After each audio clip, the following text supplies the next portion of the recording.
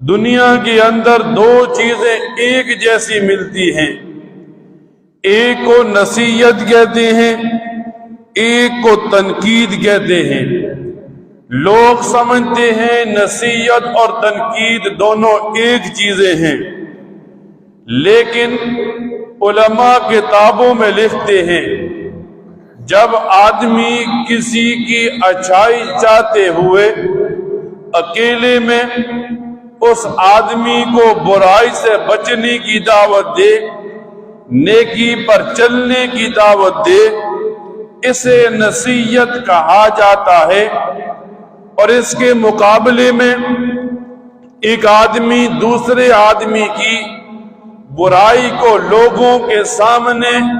بیان کر کے اس آدمی کو ذلیل کرے اور پھر اسے نیک دعوت دے، اسے تنقید کہتے ہیں۔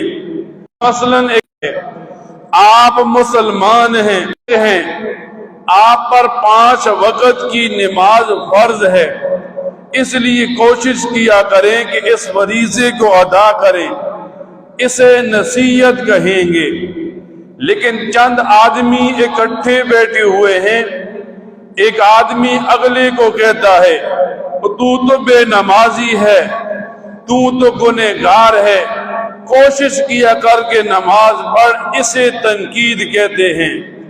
تو شریعت ہمیں نصیحت کی اجازت دیتی ہے، تعریف کرتی ہے،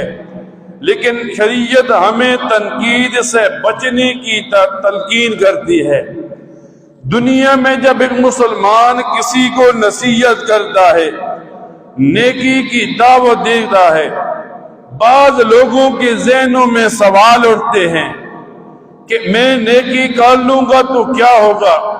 کل مرنا ہے، قبر میں جانا ہے، مٹی کھا لے گی، کیڑے کھا لیں گے،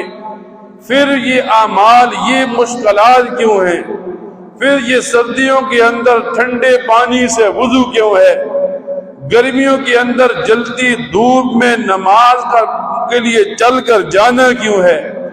لوگوں کے ذہنوں میں سوال ضرور اٹھتے ہیں، لیکن ان کے بارے میں احادیث مبارکہ میں یوں ملتا ہے، نبی کریم صلی اللہ علیہ وسلم فرماتے ہیں ایک رات میں سو گیا، پھر میں نے خواب